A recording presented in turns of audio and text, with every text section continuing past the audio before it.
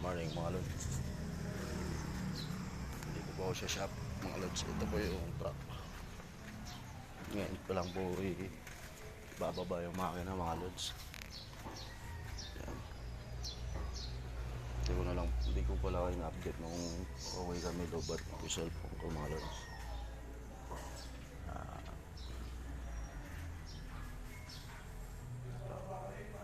Namimiss ko si Voltron. So Voltron pala yung pangalan ng truck nito mga lods, si Voltron.